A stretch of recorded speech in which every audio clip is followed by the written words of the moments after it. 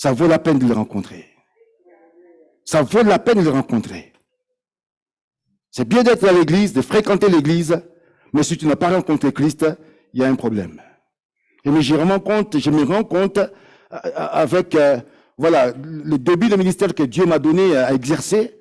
Aujourd'hui encore, même dans l'église, combien il peut y avoir d'hommes et de femmes qui sont là tout simplement parce qu'ils ont reçu Christ dans la tête et non pas dans le cœur. Et j'ai pris le Saint-Esprit, qu'il puisse se manifester, se révéler dans ce temps de la fin. Et qu'il puisse, c'est lui qui transforme le cœur, le Saint-Esprit seul. Un homme ne peut pas le faire. Il n'y a que lui qui peut le faire.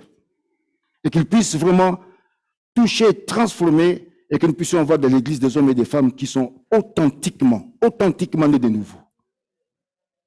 Ça fait la différence.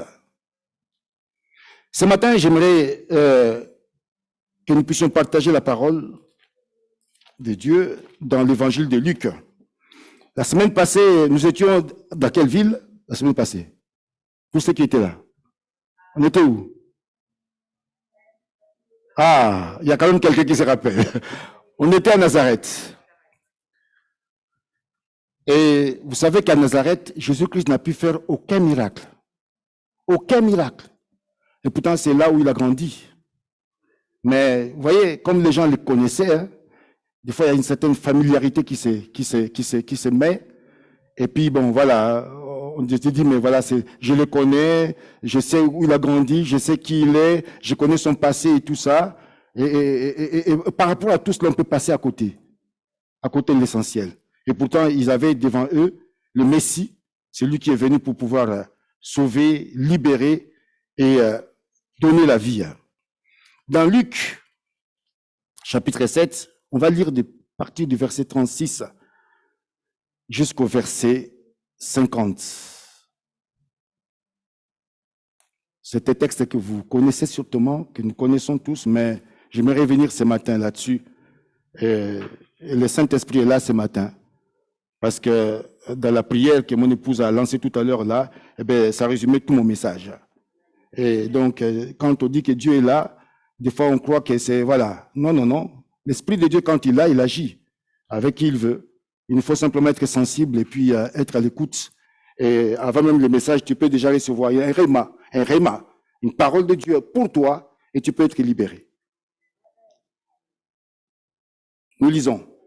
Un pharisien pria Jésus de manger avec lui. Jésus entra dans la maison du pharisien et se mit à table. Et voici une femme pécheresse qui se trouvait dans la ville, ayant su qu'il était à table dans la maison du pharisien, apporta un vase d'albâtre plein de parfums. Et c'était derrière au pied de Jésus. Elle pleurait et bientôt elle mouilla les pieds de ses larmes. Puis les essuya avec ses cheveux, le baisa et les oignit de parfum.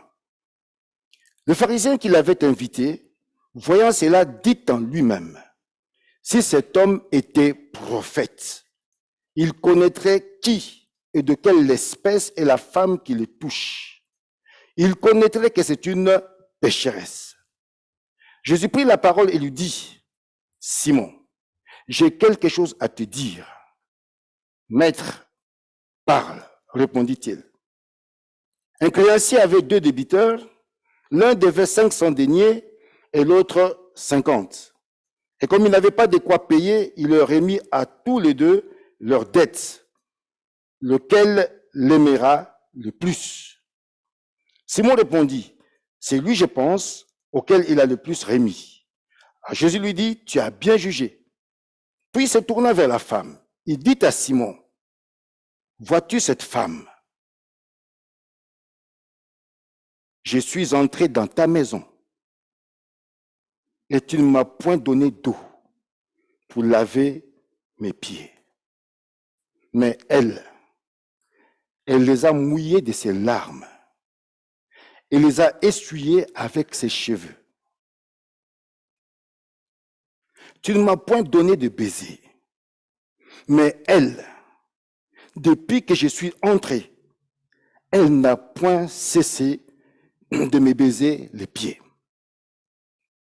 tu n'as point versé d'huile sur ma tête, mais elle a versé du parfum sur mes pieds. C'est pourquoi je te l'ai dit, ses nombreux péchés ont été pardonnés, car elle a beaucoup aimé. Mais celui à qui on pardonne peu, aime peu. Et elle dit à la femme, tes péchés sont pardonnés. Et ceux qui étaient à table avec lui se mirent à dire en eux-mêmes, qui est celui-ci qui pardonne même le péché? Mais Jésus dit à la femme, ta foi t'a sauvée, va en paix. Amen. Parole du Seigneur. Et lorsqu'on est sensible au Saint-Esprit, on reçoit déjà la parole. On peut commencer à comprendre déjà la parole. On peut commencer déjà, là, dans son cœur déjà, à vibrer par cette parole. J'ai 3 choses ce matin, vraiment, à partager avec vous. Quelles sont nos motivations quand nous sommes dans la présence du Seigneur? Ou quand nous avons rendez-vous avec lui? Nos motivations. Quelle est notre attitude de cœur quand nous sommes devant le Saint des Saints? Est-ce que nous faisons totalement, entièrement confiance en ce Dieu-là? Voici un homme dont on apprend qui s'appelle Simon. Il invite Jésus, c'est un pharisien. Vous savez, les pharisiens, je fais juste une petite parenthèse, je ne vais pas parler d'eux ce matin, vous le connaissez. Hein? En grec, il est dit d'eux c'est parouchoum, hein, parouchoum, parachai, voilà, en grec. Et en araméen, c'est parachoum. Et les pharisiens, c'était quand même une race assez spéciale. Parce que pharisien veut dire séparé. Il se croyait être parfait. Il se croyait, voilà, vraiment tout proche du Seigneur, sans tâche. Et lorsque Simon va inviter Jésus chez lui à la maison, je me suis demandé, mais pourquoi est-ce qu'il invite Jésus? Et que par rapport au texte, on voit que son attitude est une attitude vraiment d'indifférence. Et quand on lit le texte, on se rend compte que finalement, ça c'est vraiment la nature vraiment des pharisiens, hein, qui étaient là tout le temps pour éprouver Jésus. Ils étaient là pour chercher à prendre en faute Jésus. Ils étaient là pour chercher de bloquer Jésus, trouver une erreur, trouver quelque chose pour l'accuser. Et c'est pourquoi d'ailleurs Jean-Baptiste les a confrontés. Hein. Il les appelait race de vipères. Et Jésus lui-même les a confrontés aussi pour dénoncer finalement leur hypocrisie, leur méchanceté, leur négligence, des choses essentielles pour s'accrocher aux petits détails. Jésus, malgré tout, et il est Dieu, il connaît, il sait toutes choses. Il connaît les pharisiens, il connaît sa vie, il sait toutes choses. Il sait ce qui va se passer même pendant ces rendez-vous-là. Néanmoins, Jésus-Christ, il honore les pharisiens. Il se déplace, il arrive dans la maison des pharisiens, et là, il s'installe. Et vous savez qu'à l'époque, c'est pas comme aujourd'hui, hein. Ça c'est comme nous dans les tables avec des chaises autour de table, mais là, ils avaient des espèces de divans, hein, des chaises longues, où ils s'allongeaient comme ça, les pieds étaient à l'extérieur du cercle, où ils se retrouvaient ensemble. Il y avait une coutume aussi à l'époque, lorsqu'on recevait un invité, parce qu'il y avait de la poussière, de la boue, hein, à l'époque. Et donc, on avait ces protocoles-là d'accueil, où il fallait laver les pieds, hein, mettre un peu d'huile parce que voilà, les cheveux étaient peut-être voilà, poussiéreux, les pieds étaient sales et tout ça. Et on mettait un protocole pour accueillir ces invités. C'est l'hôte qui s'en occupait. Mais étonnamment, là, le pharisien, voilà, Jésus vient, il les reçoit, il les place, et puis voilà, débrouille-toi. Mais alors qu'ils sont à table, brusquement, il y a une femme qui vient. La Bible nous dit que cette femme, on ne connaît pas son nom, mais c'est une femme pécheresse, une femme de mauvaise vie, avec une vie dissolue. Et vous savez, les pharisiens, ils avaient un mépris pour les pécheurs. Alors que cette femme débarque dans cette maison, alors il a fallu vraiment du courage pour cette femme-là, dans son état spirituel, de venir comme ça et de pouvoir rentrer dans cette maison-là sans protocole. Il a fallu du courage. Mais la Bible nous apprend que cette femme sut, autrement dit, qu'elle avait entendu, qu'elle avait peut-être fait des recherches, qu'elle s'est rendue compte que dans cette maison-là, où habite ce pharisien-là, il y a quelqu'un qui est là. Il y a un homme qui est là et qui est le Messie, qui est loin de l'Éternel et qui, finalement, dont j'ai besoin dans ma situation, dans mon problème, dans ce que je vis. Vous imaginez cette femme dont je peux comprendre la douleur, la souffrance, une femme de mauvaise vie, une femme qui était délaissée peut-être, une femme qui était parquée, une femme qui était étiquetée, une femme qui croupissait dans sa misère. Et cette femme était là, s'attendant à ce qu'il puisse un jour recevoir la paix, le repos qu'elle n'avait pas. Et ces jours-là, c'est la grâce. J'ai donné vraiment un titre à mon message ce matin, c'est que lorsque la foi rencontre la grâce et que la grâce la saisit, quelque chose de fort, de puissant peut se passer. Lorsque la foi rencontre la grâce, il y a quelque chose de grand, de fort qui peut se passer. Cette femme, elle est chez elle. Ce que j'aime, c'est qu'elle va se préparer, cette femme. Elle ne va pas aller pour aller, parce qu'on a dit que voilà, là, dans ce coin-là, il y a le Messie qui est là. Dans ce coin-là, il y a une église, il y a un groupe de prière, il y a un groupe de maisons, et puis j'y vais. Elle se prépare d'abord. Et bien aimé, le rendez-vous divin, c'est un rendez-vous avec le Saint des Saints. La Bible dit, j'honorerai celui qui m'honore. C'est Dieu qui l'a dit. J'honorerai celui qui m'honore. Et j'ouvre une parenthèse pour dire, si vraiment ce Dieu-là mérite que nous puissions l'honorer, s'il est vraiment le Saint des Saints, s'il est le Dieu Tout-Puissant, s'il est notre Sauveur, notre Seigneur, comme nous le déclarons, nous le disons, dans nos chants, dans nos prières, est-ce que nous l'honorons? Est-ce que nous l'honorons? Est-ce que nous respectons le Saint-Esprit? Arriver à l'heure à l'église, c'est aussi honorer Dieu. Je suis désolé. Arriver à l'heure, un peu plus avant même, c'est honorer le roi des rois, le Seigneur des seigneurs. Si on invitait le conseiller fédéral ici, je crois que l'église serait peut-être à 9h45, tout le monde sera là. Ou même plus tôt. Et même quand nous partons travailler là, le matin, il faut voir. Je n'aime pas les films, mais je peux voir certains me faire courir le matin pour aller pour prendre son bus et tout ça, pour arriver à l'heure.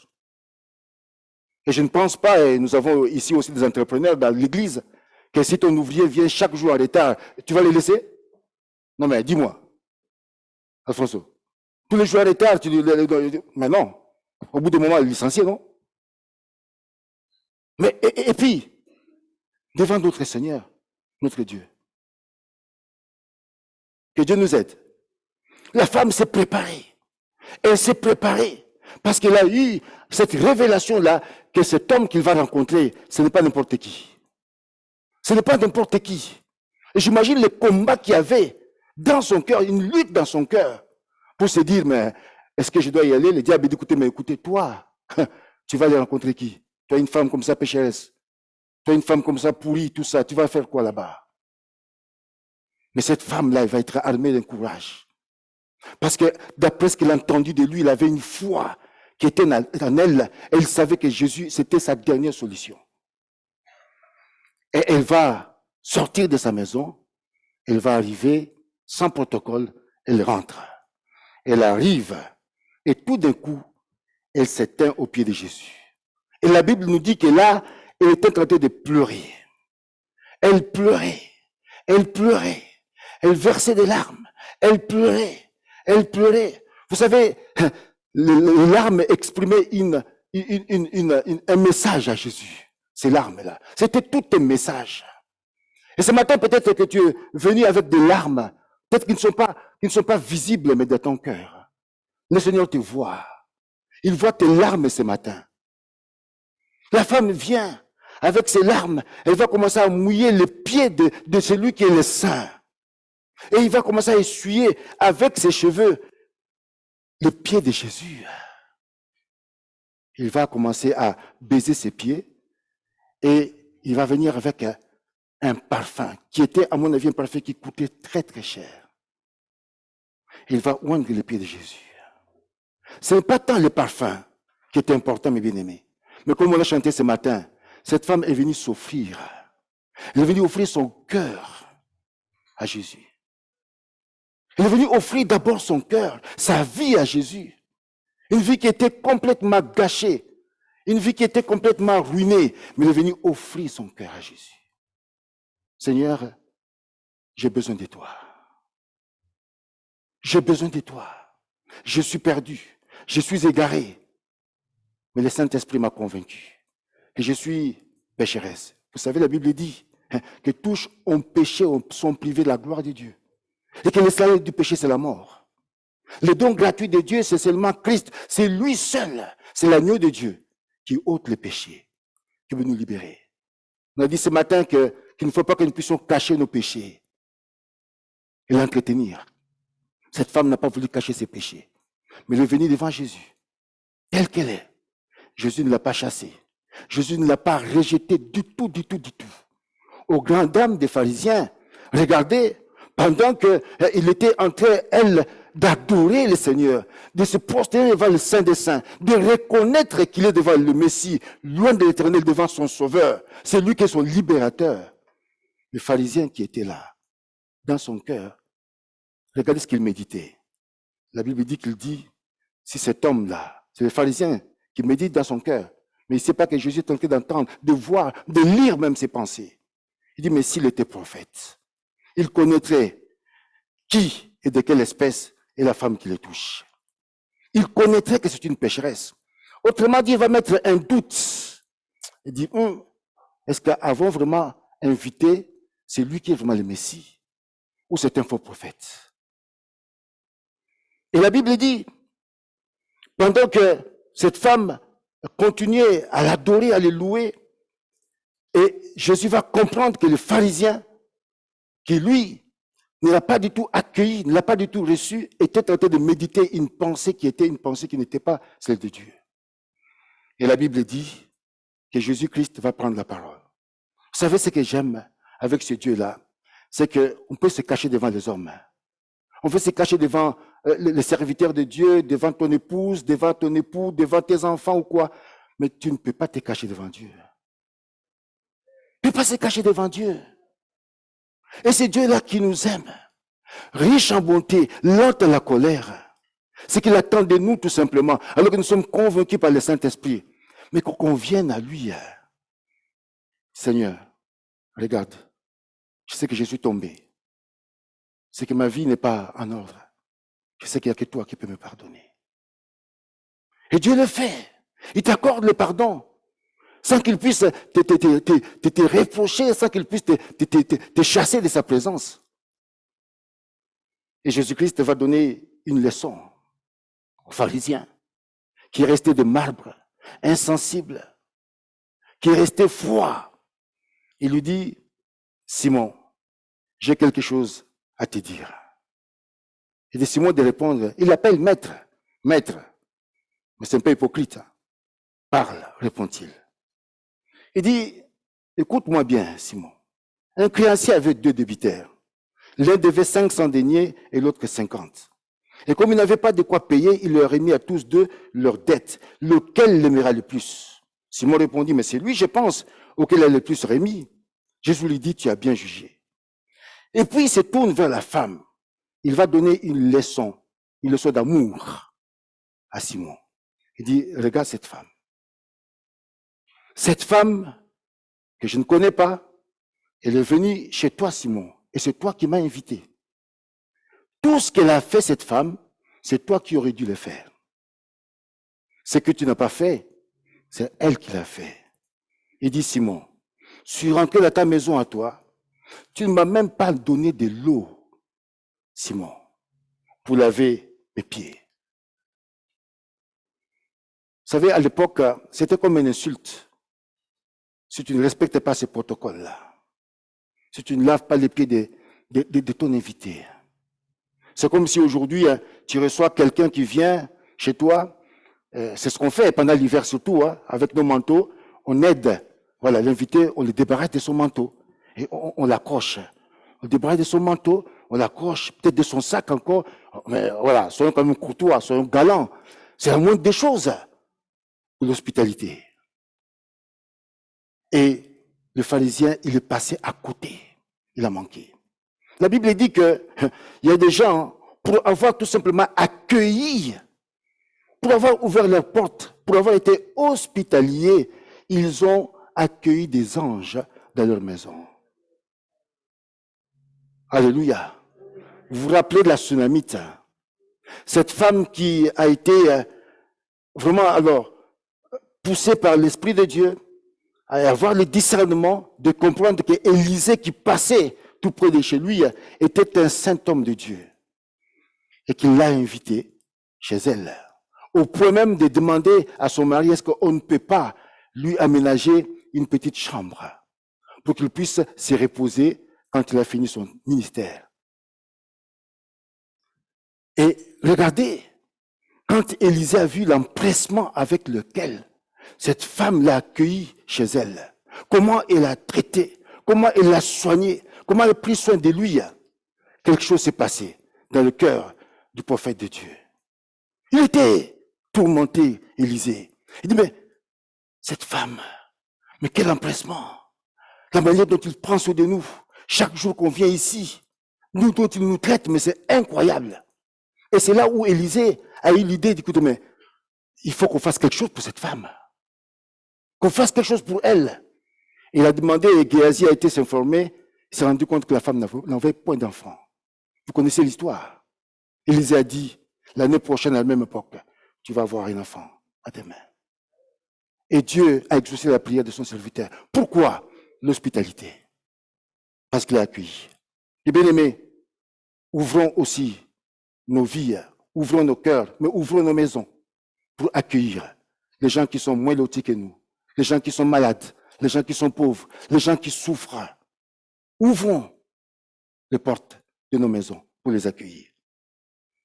Jésus va donner une leçon à cet homme pharisien qui était là pour lui dire, Simon, tu n'as manifesté aucun geste d'amour, aucun geste de courtoisie, d'empressement à mon égard, mais cette femme, elle l'a fait. Et c'est pourquoi je t'ai dit, Simon, que ces nombreux péchés ont été pardonnés. C'était choquant pour les pharisiens, mais pour Jésus, ce n'est pas parce que cette femme-là avait un grand amour, non. Parce que l'amour de Dieu est un amour qui était inconditionnel et qu'il a plu à Jésus de pouvoir pardonner cette femme. Vous savez, ce que j'aime dans cette femme-là, c'est qu'elle avait vraiment la foi. Elle avait confiance quand elle est partie de chez elle, qu'elle allait rencontrer celui qui avait la clé, qui avait la solution sur le problème. Elle n'a pas douté un seul instant qu'en arrivant là, au pied de Christ, qu'en se prosternant, qu'en le reconnaissant comme le Messie, c'est lui qui sauve, c'est lui qui libère, c'est lui qui guérit, qu'il allait en retour être récompensé. Vous savez, bien aimé, sans la foi, il est impossible d'être agréable à Dieu. Et si nous approchons de ce Dieu-là, il nous faut avoir, il nous faut croire que Dieu est celui qui rémunère ce qui les cherche. Cherchons Dieu. Cherchons Dieu. Cherchons ce Dieu-là. Il se révèle pour tous ceux qui le cherchent. Il se révèle. Et la Bible nous dit, venez à moi, vous tous qui êtes fatigués et chargés, je vous donnerai du repos. Et c'est ce repos-là que Dieu veut nous donner, qu'il veut donner à quelqu'un ce matin. Je ne sais pas qu'est-ce que tu traverses. Je ne sais pas ce que tu vis ces temps. Je ne sais pas quelles sont tes luttes, quels sont tes défis. Mais je peux voir tes larmes peut-être que ce matin. Je peux voir ce matin peut-être ta déception. Je ne sais pas. Mais j'aimerais te dire une chose, que le Seigneur est là, par son Esprit Saint. Il veut te faire du bien ce matin. C'est comme cette femme-là, ce matin avec humilité. Et c'est ça que j'aime dans cette femme, son attitude d'humilité. Et dans Jacques 4, au verset 6, Jacques 4, 6, la Bible nous dit, si on peut lire ces versets, voilà, merci. Cependant, la grâce qu'il accorde est plus grande encore. C'est pourquoi l'Écriture dit, Dieu s'oppose aux orgueilleux, mais il fait grâce aux humbles. Dieu résiste aux orgueilleux, mais il fait grâce à qui? Aux humbles. L'humilité précède la gloire. Oh, que Dieu nous aide à ne pas être comme ce pharisien-là, indifférent, insensible, incrédule, dur, jugeant les autres, mais que nous puissions être souples entre les mains du Seigneur. Cette femme va manifester une attitude d'humilité. Et je peux voir aussi son cœur, le cœur de cette femme, qui était vraiment déterminée, résolue. Il ne voulait rien lâcher. Si c'était né à ces pharisiens-là, il ne pourrait même pas rentrer dans sa maison, impossible. Mais il fallait qu'il soit résolu, déterminé. La Bible dit qu'à tes résolutions répondra le succès dans Job 22, 23. À tes résolutions. Mais bien aimé, il nous faut être ferme. Il nous faut être résolu. Il nous faut être décidé, comme Ruth était décidée de suivre Naomi jusqu'au bout. Alors que Naomi a voulu le dissuader, du coup, mais rentre chez toi. Mais on ne peut pas y rentrer. Mais tu peux rentrer dans ton pays. Qu'est-ce que moi je peux te donner? Je n'ai plus rien à te donner.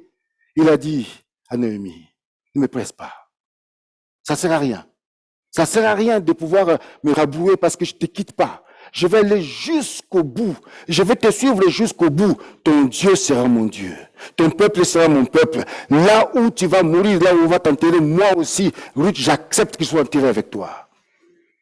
Il cherchait le Dieu d'Israël. Il cherchait le roi des rois, le Seigneur des seigneurs. Et cette femme aussi, dans son malheur, dans sa situation, elle a voulu aller jusqu'au bout. Rien, absolument rien ne l'a arrêté. Les pharisiens pouvaient l'insulter. Les pharisiens pouvaient l'accuser, dire tout ce qu'ils voulaient. Mais cette femme avait une vision. Elle avait un objectif. Je ne viens pas pour toi, Simon. Je ne viens pas voir ta belle maison. Je ne veux pas voir ta piscine ou ta limousine. Moi, je suis venu chercher un homme. Pas venir chercher une religion. Non, non, non. Ni un bâtiment, non. Mais je suis venu chercher un homme dont on m'a dit, dont j'ai entendu parler qu'il était le Messie, le Sauveur, le Libérateur. Et c'est devant lui, Simon, que je viens, à ses pieds que je me tiens, pour pouvoir me prosterner devant lui et recevoir la grâce. La loi est venue par Moïse. Mais la grâce et la vérité est venue par Jésus-Christ. La grâce était là. La faveur de Dieu était là, dans cette maison, qui a transformé l'atmosphère de cette maison-là. Et la femme qui avait la foi, pécheresse, a saisi par la foi cette grâce qui était là, qui lui était donnée gratuitement par ce salut qu'il a reçu ce jour-là. Regardez ce que Christ va dire. Il va dire à cette femme, tes péchés te sont pardonnés. On est dans Luc, chapitre 7. Il dit, tes nombreux péchés te sont pardonnés, car elle a beaucoup aimé, mais celui à qui on pardonne peu aime peu. Et il dit à la femme, tes péchés sont pardonnés. Et ceux qui étaient à table avec lui se mirent à dire en eux-mêmes, mais qui est celui-ci qui pardonne même les péchés? Mais Jésus dit à la femme, ta foi t'a sauvé, va en paix. Et bien aimé, lorsqu'on est dans la présence de Dieu, comme cette femme, alors qu'elle était en train d'essuyer avec ses larmes les pieds de Jésus, qu'elle était en train de pleurer, Il est en train de confesser ses péchés, de confesser ses fautes, de confesser sa vie passée, de confesser tout ce qu'il a pu vivre en ce moment-là. Tout s'est passé en ce moment-là. Tout s'est passé en ce moment-là. C'est là où elle a reçu sa délivrance. C'est là où elle a été libérée, cette femme. C'est là où elle a reçu le salut, le vrai salut, de la part de celui qui est l'auteur du salut, Jésus-Christ de Nazareth. Mais bien aimé, c'est Jésus-là. Ce matin, il est avec nous. Je ne sais pas ce que tu vis, ce que tu traverses. Mais je voudrais te donner l'occasion aujourd'hui, ce matin. Si tu passes un moment difficile, ou si tu n'as pas donné ta vie à Jésus, tu es là pour la première fois, je ne sais pas. Mais ce matin, j'aimerais te dire qu'il y a une grâce, une faveur qui t'est donnée ce matin, de pouvoir le recevoir comme ton Seigneur et ton Sauveur personnel. Je vais finir par ce petit témoignage. On était une fois à Paris avec mon épouse. On a été invité par ma sœur qui habite avec son mari. Et là, j'étais en train de chercher vraiment le Seigneur. Je ne connaissais pas encore, comme aujourd'hui. Et là, ils nous ont fait venir un homme de Dieu dans leur maison. Et alors qu'on était là, on a vraiment manifesté une humilité devant cet homme. Alors que mon beau-frère qui était là, lui, se moquait. Il se moquait des hommes de Dieu. Bon, c'est fou, hein. Mais pourtant, il nous fait venir un homme. Et nous, on était en recherche. Et là, une connexion s'établit entre nous et cet homme de Dieu, qui est d'ailleurs, après, devenu mon mentor, mon père spirituel. C'est incroyable. Incroyable. On était là. Pourquoi on est parti simplement pour changer d'air? Mais dans cette maison-là, mon beau-frère a invité cet homme. Mais lui-même n'a pas donné sa vie. Jusqu'aujourd'hui, il n'a pas donné sa vie. Hein. J'ai continué à prier pour lui. Sa femme, oui, mais pas lui. Mais nous, c'est là qu'on a reçu la grâce. C'est là que le Seigneur nous a touchés. En tout cas, c'est moi, ma conversion. C'est à Paris que ça a commencé. Et cet homme a été envoyé par le Saint-Esprit chez nous, à la maison, ici, à Écublanc. Et c'est là où ma vie a été complètement bouleversée, chamboulée. La grâce de Dieu. Alors que nous voulons prier ce matin, je vais donner l'occasion à quelqu'un. Si tu es là ce matin, que tu n'as pas donné ta vie à Christ, j'aimerais que là où tu es, alors que l'Église a la tête baissée, que nous prions, je donne l'occasion à quelqu'un. Si tu peux lever seulement ta main, j'aimerais prier pour toi.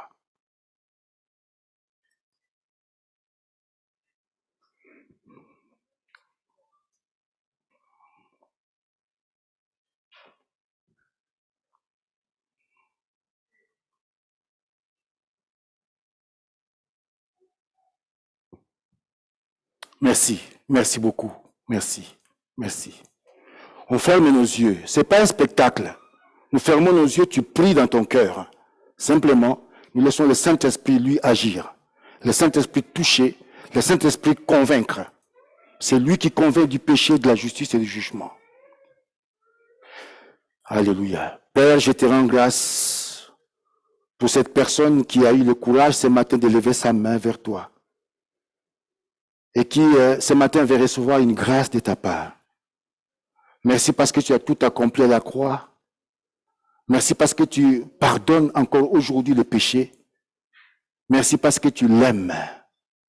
Merci parce que tu le reçois ce matin, Père de gloire, dans ton royaume. Je prie, Saint-Esprit, que tu puisses le toucher ce matin particulièrement, que tu puisses le bénir, que tu puisses pardonner ses péchés, que tu puisses le libérer, Père de gloire, de tout lien, le permettre ce matin de recevoir Christ comme son Seigneur personnel, son Sauveur personnel. Tu es un Dieu qui est bon, un Dieu qui est miséricordieux, lent à la colère, riche en bonté, un Dieu qui ce matin est tout, est tout, est tout pour cette personne, Père de gloire, qui a eu le courage de pouvoir simplement lever sa main vers toi.